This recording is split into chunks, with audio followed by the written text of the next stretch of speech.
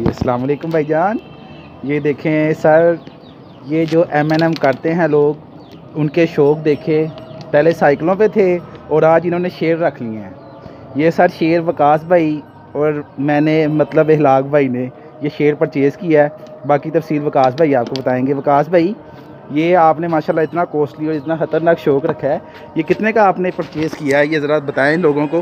Sir इससे पहले तो रोड पे थे जी जी, उतार रखने की औकात नहीं थी। ठीक है। तो M&M में आगाज़ किया 5 माह पहले। तो ये सर इंपोर्ट कराया अफ्रीका से।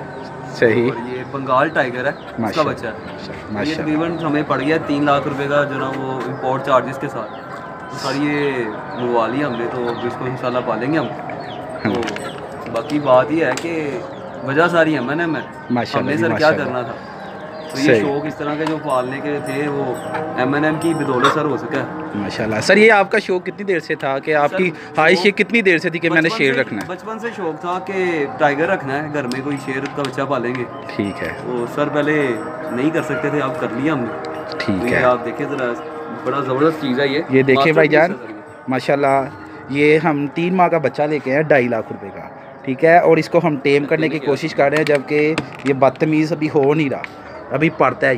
ये देख रहे हैं आप इसको।